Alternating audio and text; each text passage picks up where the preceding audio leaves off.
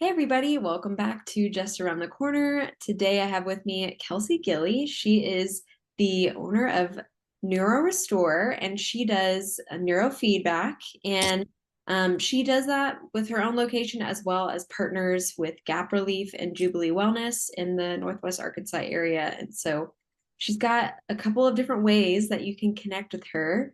But Kelsey, so great to have you and um, yeah, I'm excited to just talk more about what it is that you're doing and what you're providing for the community. And I'm sure that there's a lot more than probably what I've even just said that you are doing. So, Well, it's nice to be here. Thanks for having me.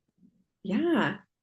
Um, well, I'm curious, like, want to just initially ask, like, how did you get into neurofeedback and just doing some of the modalities that you're doing now?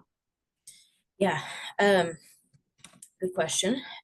So I um, previously was a nurse practitioner. I mean, technically still am, but um, delivered babies and such. But during my own counseling journey,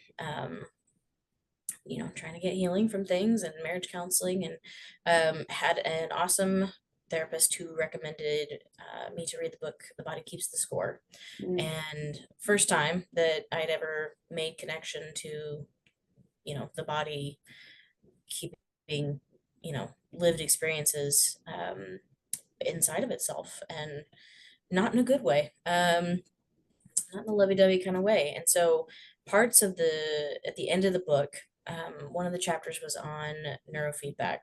And, it just talked about this amazing testimony of a lady who had terrible, terrible childhood and was in foster care and then aged out and then on the street with every diagnosis under the sun. And she ended up in a pilot program for neurofeedback, and how she was off medication, um, working as an RN at the hospitals that she used to frequent, and was married. I was like, this is incredible. So I want, to feel this for myself. Not that you know, I wasn't like that, but if it can do something that drastic for somebody who a lot of times there's no hope for, um, this sounds wonderful. So I looked into it, and um, there was like one person around me that did it, and it was like astronomically expensive. And I'm like, well, this is not feasible. I wonder if I could, provide this for the area and potentially be, more financially accessible for people. And looked into it and found this company that I use, and the rest is history. Now here I am, and I'm loving every minute of it. Wow. That's awesome. And I love that you're trying to provide this resource at a very like accessible like cost because um you know before getting introduced to you like I know that I had looked into neurofeedback just for the sake of not only myself but for other people that I was either working with or knew, and yeah, the cost was Hmm. a lot, which you know makes sense. You're paying for the service and the the technology, the knowledge, but still makes it really hard for people to get that treatment if they really need it, when especially probably a lot of times um, the treatment they need is also like part of they're probably in financial need too. So Yes, exactly. Yep. yeah. um Totally. Tell us a little bit about like what is neurofeedback? Yes. Good question. So there are a couple different types of neurofeedback out there. Just like when you say there's antidepressants, well, there's lots of different types of antidepressants. So my specific brand, or technology, whatever you want to call it, works by switching the brain from the fight, flight, freeze mode, that sympathetic state, to the parasympathetic of rest and digest. So, we have two modes of our brain, and we're meant to be in the rest and digest, and only when, we see a bear, or, car pulls out in front of us, do we, go into that fight mode. But a lot of us get stuck through chronic stress, through traumatic events, through perceived trauma. The body doesn't care. Our brain will get stuck there. And then it's like we're walking around with these glasses that, everyone's against us and the whole world's a danger. But that's not really how we're meant to be. And so our body starts showing up with um, aches and pains and headaches and emotional things, and my sleep's dysregulated and I'm getting nightmares, or I've got diarrhea or all kinds of different things. It's because our body's trying to tell us that I'm not okay. Even though our brain is logically like, yeah, I'm fine, it's a Tuesday. Uh, um, but so our body starts showing up, and so the machine helps us to switch out of that fight flight so that we can and it's not a one and done by any means, because you didn't get there in that state by a one time event. I mean, possible, but unlikely. And so it just takes time, of basically creating a habit or pattern within your brain of like, hey, this is actually where we need to stay on the average, on the day to day. And so uh, how that works is it's just a couple of electrodes that I put here, and they just go in a few places on the scalp, back of the head, and it just gives it the most minute, unfeelable, unperceivable amount of electrical current into the brain, and delivering that um, that specific brainwave that's responsible for the rest and digest.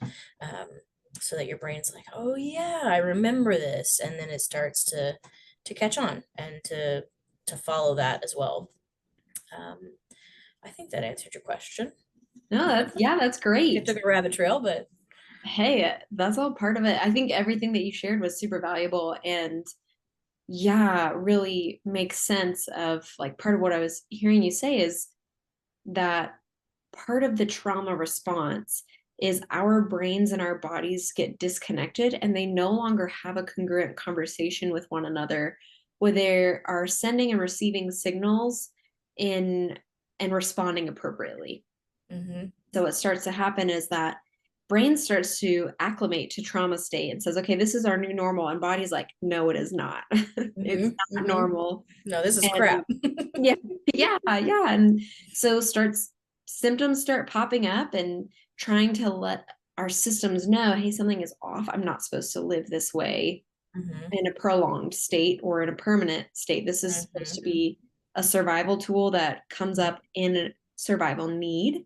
mm-hmm, And so what these electrodes are doing is creating like an electrical current that is putting your brain in that parasympathetic state and it sounds like rewiring and reinforcing neural networks that allow you to access that part of you more regularly and more consistently.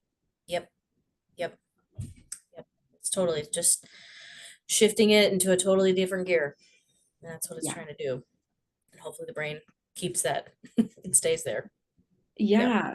Which um for people who've probably never heard of this before, and I know that like the first time I heard about neurofeedback, I was like, somebody's gonna put wires on my head Mm-hmm. and put some electrical current through that, and I'm supposed to get better that way. And it like can sound a little hokey at first. Oh, absolutely. Snake oil. Yeah, yeah. But there's a lot of science behind it. And I think it's Mm-hmm. too like it's neat because you do have a medical background. And so it's not like you're just coming in this blind, like you have such a plethora of knowledge of how the body works. And obviously, you've gone to this training and seen the research behind all of it. And so it's Yep. neat and just reassuring that you're coming in with an informed perspective. Yes. Yes. Yeah. It's true because I'm also a 5 on the Enneagram scale, so it's got to be facts and or nothing. Like, um, and no willy-nilly, no emotions. Um, for me to take such a big jump of career change and all the things, and it's not cheap technology either. So, but yeah, there was specifically a study that I got to read, that had been published I think it was in the Journal of Neurology. Anyway, doesn't matter. It's accessible online, but it was done with this technology because there's a lot of different types, like I said, out there of neurofeedback. But this specific technology that I utilize on concussions and post-concussive symptoms, and obviously the syndrome and the improvement. And so they got MRI scans before treatment started, and then they did MRI scans after treatment, and then in the shows side by side, like this is what the brain looked like before and this is what it looked like after. And it was you can't argue with MRIs. So I was like, okay, this is really truly doing something to the brain. And so I want in, and I want to do it and provide that for people. But yes, like you said, it seems crazy, seems like snake oil, especially when you find out that this specific technology only takes 3.5 minutes of actual treatment time for your first visit. So it's like, what on earth could possibly happen in 3.5 minutes when it's been 33 years for me to get to this point. So um yeah, the more you talk about it, it's more like, what, how, no, that doesn't work, surely not. And then time and time again, people come in here like, wow, I really do feel calm. I feel, Mhm. whoa, like, so. Yeah, I'm glad that you mentioned the 3.5 minutes because I was going to ask about that, like what can clients expect in their first visit or even just incoming of how long treatment takes and what that looks like. And it is kind of crazy of like, yeah, just 3.5 minutes of sitting there with these like wires on your head and Mhm, you leave truly feeling so different. And I know like even in my own personal experience, like I've described it. Well, one, that you can feel tired. I'm just like mhm, so relaxed. And it's like I've had the best naps of my life, like right after a neurofeedback session. And then also like just feeling a sense of like calm and even sometimes energy that I was like, mhm, wow, I forgot that I mhm, could feel that way. And mhm, so it really is like so almost like crazy how it works. Like you don't mhm. really feel like you're doing anything, and yet there is something chemically happening in your brain, and it's Yep. shifting. So, Yes. Yeah, it's huge. It's um, huge.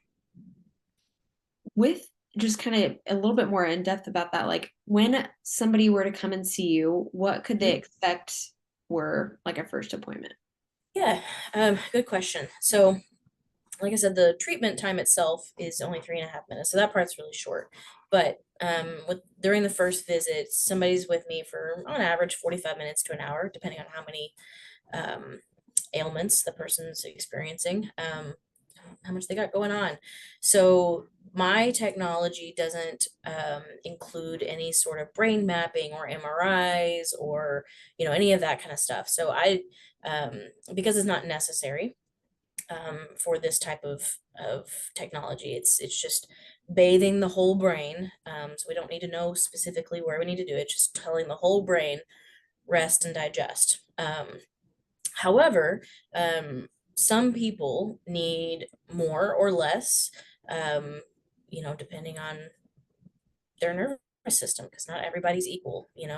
And so for me to know how much I need to give somebody, that requires me to know if we're changing or not, with what they were coming in for. So say somebody's coming in because they got migraines. um, so yes, you got migraines, okay, but how often are we having them?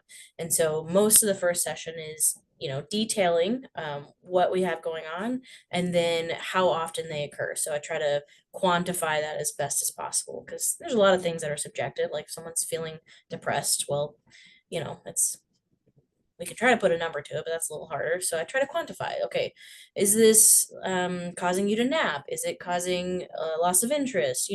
The things that the depression's causing, we try to put that to paper so that we can measure improvement from visit to visit. So first session's longer just from the talking part, and then we do a session the very first time. Um, and then each time you come in, we briefly go over everything that we had talked about at the first one, and same better worse kind of thing. And and then do treatment based on how their body's responding. So Mm. yeah. Yeah, that's great. And I think it's so valuable and important too that everything that you're talking about is very measurable, tangible. Um, Hmm. and so there's a clear way to track progress or regression Yep. within treatment because you're just following the symptoms. Yeah, absolutely. Yep.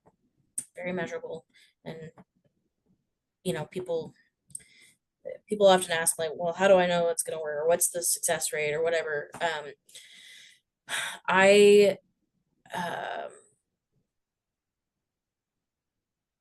I was going to say never, but I did have a teenage boy one time who, anyway, you know, if parents bringing, they're not wanting to come, you have to be honest. So sometimes people aren't totally honest with what they're experiencing. He said he was never really changing. However, I have a hard time believing that, but he was the only one in almost 2 years that didn't walk away with some sort of change from this. Now it's not always going to be, 100%. Everything's completely better. Oh, you know, I don't have any of these things anymore, but definitely um, time and time again, I've heard people walk away saying, "Man, I feel like myself again."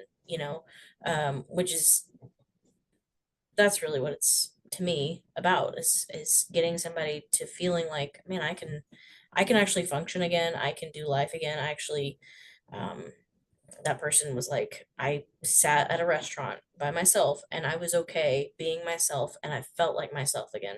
Mm.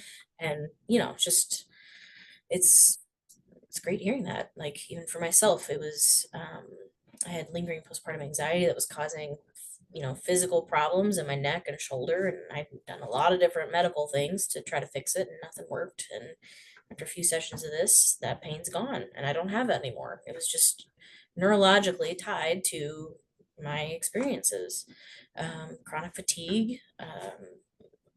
Off all caffeine, and never thought that would be the case because I was a 3 Red Bull or Monster a day to get through my day, 2 small Mhm. kids and working a job and just crazy. Like I didn't go into it expecting that. I honestly and truly, full honesty, bought the machine to help my husband because it's all about everyone else, not ourselves, right? Yeah. And then I think I walked away with the most benefit. So, Mm. whatever works, but um yeah.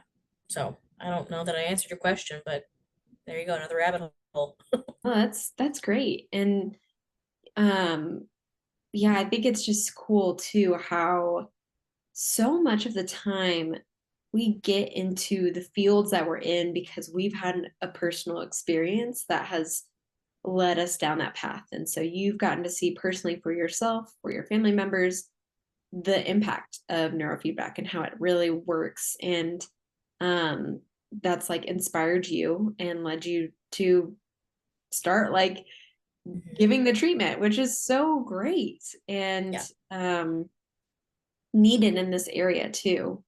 Um, and in thinking about treatment, it's very personalized care and just Mhm. kind of assessing the needs of the individual that's coming in.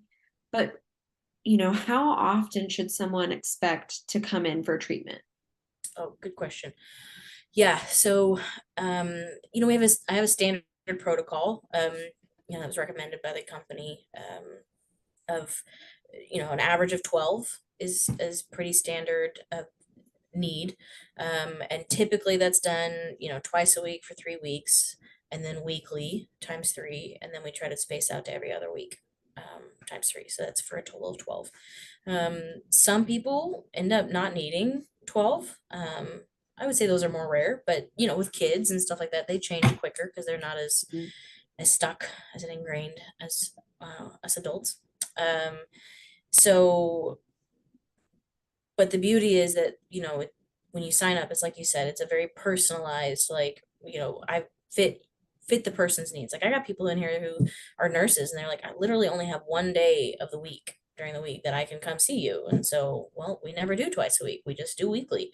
Mm. Takes a little longer for the brain to make those pattern changes, but it's I'm not trying to make things more stressful because that's the opposite of what we're trying to do here. So Mm. very personalized, but anywhere from 8 to 20, depending on, how old, how much, how sick, um, if they're doing other things on top of this. So if people are concurrently getting, talk therapy or EMDR or doing intensives or whatever, um, or doing yoga or, all the different things that are out there for healing, um, the the rate of healing is much faster, because we want things to be a one size fits all, and boom, this is going to be my one pill that takes care of everything. But that's just not, unfortunately, not the way it works, not the way the world works, and it's a little bit of this and a little bit of that, and you know so Yeah, no, I think what you're saying is so important of neurofeedback isn't the one size fits all end all be all treatment. It's a part of a lifestyle change. And yes.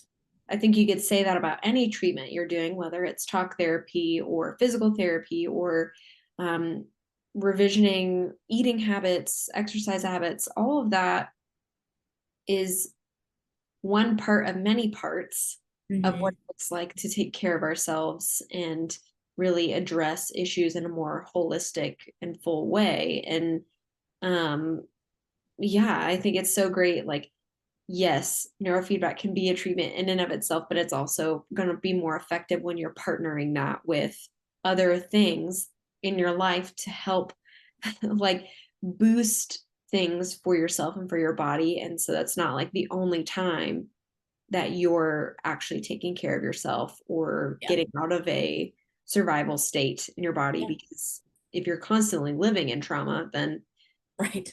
it makes it harder to really make progress. So, Oh, for sure. Yes. Yeah. And that brings up a good point. Yeah. Because a lot of people were like, well, how soon will I start noticing change? And a lot of that really depends on what you're in.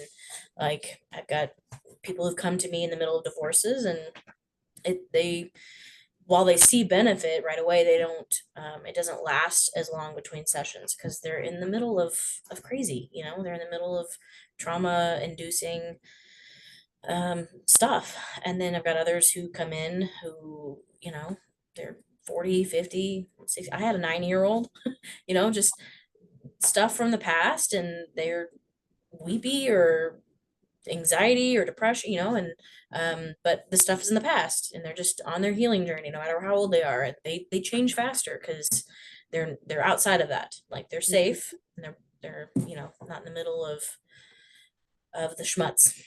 yeah, schmutz. I like that word. I don't think I've ever heard that word before, but I'm going to start using it. I think Oh, I okay. enjoy You're welcome. that. And are there specific reasons why someone would be like a good fit or maybe would have contraindications to doing neurofeedback? Sure, great question. I'll start with the contraindications. With this specific technology, there are absolutely no contraindications because it's microcurrent. That's not the same for all neurofeedback systems, because a lot of those are much stronger. The electricity energy amount is higher. So this is safe for those even with seizure disorders. I've had plenty of kids come in with Oh, seizures, to help get those calmed and all that stuff. Um, Pregnancy, people with pacemakers. I even had a client with a shunt in the brain, a magnetic shunt even, and was perfectly fine. We got it cleared by the doctor first, but like, um, like I have yet to run across any contraindications whatsoever. And the safety profile is safe enough to even use on a brand new baby that fresh from the womb. So wow. yeah, And that's really kind of unheard of it to have is. a treatment It where is. there's no contraindications and it's Yes. a viable option for so many people. Yes. Exactly. Yeah. Totally. Yes. I forgot what the other part of that question was. Oh yeah, so who benefits? Um, there's a running joke in the industry that, anybody with a brain benefits from neurofeedback, but I feel like that's a little too vague. Yeah. Because there are some out there that use it for like executive functioning and just better sports performance and stuff like that. Um, but my clientele is more on the healing side. anybody who's had a concussion for sure. And most of us have hit our heads at some point, even if we didn't black out. Um, but people with headaches, migraines, sleep disorders, obviously anxiety and depression, people who fall under the category of I've seen the doctors for this stuff over and over again. I've gone to tons of people. Nobody can tell me what it is. They think I say it's all in my head. Boom, come see me. Um, because they may not be wrong, but not exactly right either. So, yeah, so those can, it's just manifestations of things that we've experienced and like fibromyalgia and those kinds of things, like chronic pains that are no one can figure out what they are. So, Yeah. Uh, that's really awesome that they're really what I'm hearing is, hey, if you feel stuck, if something's not quite working right, like at least come in for an initial consultation and we can figure out what yeah. that needs to look like. But, and it also addresses kind of like going back to this whole parts thing of so much of the time we're looking at physical symptoms and we're only addressing the physical part of it instead of Mhm. maybe thinking about how those physical symptoms might be a reaction to something happening emotionally, psychologically. Like there are lots of different reasons why our Yeah. body gives us signals, and really to only address pain on a very surface level Hmm. um, isn't ultimately going to give you that long-term healing. And so what you're offering is deeper and literally like we're changing the brain, Yes. which Yeah. is a big deal. So that's Yes. really cool. Yeah. Because it's I don't think I went into this when I was talking about the shift from the parasympathetic state, sympathetic state, but the reason that is so important is because in that rest and digest, we are supposed to heal, and the brain is designed to heal itself. But when we are in the fight stages, we don't even our stomachs don't even process because we're in fight mode. Like this isn't time to sit down and eat, man. This is Mm-hmm. we're fighting for our life. So same thing for the brain though. Like our brain isn't functioning. Our left and right brains communicate when we sleep if we get into REM sleep, but we don't go into REM sleep when we are in that sympathetic fight flight stage. So the two parts of our brains are never talking to each other because we're never going into REM. So parts of ourself aren't talking, and then the other portion during REM that's so important is the the glial cells, which are like the lymph nodes for the brain. Those the majority of the waste is emptied during REM cycles, and so if we aren't getting REM, then we're also essentially constipating and getting all this waste product just stuck in our brains, and it's a wonder. Everyone's like, oh, all these aches and pains, and well, yeah, you're building up poop in the head, like not Yeah. actual poop, but Yeah. um, you're not Um, talking, your brain's not talking to itself, and you got all this crap in your head, and you wonder why you feel like crap. So, yeah. can't think straight, brain fog, all the things. So, Yes. Yeah. I feel like that's something like brain fog is a very common symptom that I feel like pretty immediately gets addressed in neurofeedback. It's like, oh yeah, my for gosh, sure. I can think clear. Yeah. I can remember what I need to do without forgetting 5 bajillion times. I can actually sit Hmm. down and focus on my work or having a conversation with somebody because I'm not feeling like I am Yes. struggling all the time. Like there's Yeah. clarity and there's space. And Yep. yeah, like you said, like we're giving our brain a laxative so that there's not a bunch of poop in there, or like Yeah, that's too right. much. So Hmm. yeah, that's great. Um and for like, yeah, just somebody who is wanting to explore this more, Hmm. is interested in what you offer, how can people get connected to you? Yeah. Um, so my website is neurorestorenwa.com. You can go on there and, fill out a form if you have any questions, and I always respond. It's me. I'm a one lady show. Um, And I'm always happy to talk to people about questions with if they're like, oh, well, would this work for me? Well, I could answer that right now, yes. But if you want to talk about it more in depth, I'm happy to do that too. Um, but yeah, so and there's a lot more like scientific, details about it on the website for those who are nerdy like myself. Um, Also links to the studies are on there. Um, and yeah, information about pricing and all that kind of stuff. So Great. I love that. yeah. And um like, are there specific locations within Northwest Arkansas that you offer this? Kind of who in the area might have access? Yes, good question. So um I'm at two separate locations. One of them is at Gap Relief in Springdale, kind of close to the new Sam's Club. Um, so I'm there part of the time, and then the other part I'm in Fayetteville at Jubilee Wellness. And so, yeah, two different locations, and like to like both parts of where I'm at. You know, Yeah. gives different sides of the coin. Yes, and that's great. And that you're providing different, like, just communities this resource too. Yeah, Because, people can come to the Springdale location if they're in Bentonville, Rogers, or Fayetteville, but yeah, if they're in Fayetteville, it's good to know, like, oh, Kelsey's in Fayetteville some days of yeah. the week, and that's great. And that I might choose to pick those days, knowing that she might be closer, and vice versa. So Yep, that's really good. absolutely. And yeah, is there anything else like that you feel like people should know about what you're doing, or other ways that people can get connected to you or projects you're involved in? I don't think there's anything else projects I'm involved in.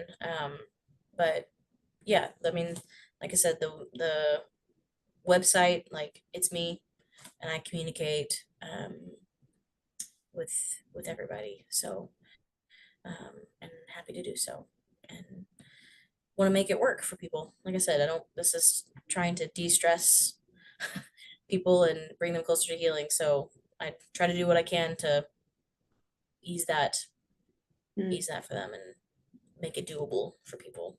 So that's great. That's yeah. great. One last question that I just thought of that I haven't asked, but how does all this play into, like, do you take insurance? What does that look like? Oh, good question. Yeah. Um, do not bill insurance directly. Always happy to provide a super bill for somebody. Um, Not a guarantee that your insurance is going to pay, but so it's I typically cash pay process. You can use HSA cards um, for sure. Got tons of people who do that, um, but typically, an out of pocket thing. I do provide discounts if people want to buy like a package of 12, um, so that just helping a little bit there. But otherwise, kind of a pay as you go and 125 a session. That's typically it. So Awesome. Yeah. And it's good to know, and that, like, even if you're not providing like an in-network service, but you mhm, feel like there's still a lot of options for reimbursement if it's out of yep, network, or if you're using an HSA card. mhm, And yeah, I love that you're providing like these packages where you can kind of buy them all together and there's a discount available. And it sounds like too, kind of what you've mentioned previously, is you're going to work with the client's needs and trying to de-stress the process as much as possible. And so if payment is a struggle, and that means that they meet once a week or every other week or once a month, that you want yep, to do that, because you don't want that to be a barrier to treatment. yep, So exactly, exactly. great. There's too many barriers out there. Trying to There bring down the really are. barriers. We got to get rid of those barriers, man. Yeah, Well, Kelsey, thank you so much for just sharing what you're doing and who you are with us, and how we can be involved and get access to healing. yeah. Thanks for having me. It's always a Yeah. pleasure. Mm, thanks so much, Kelsey.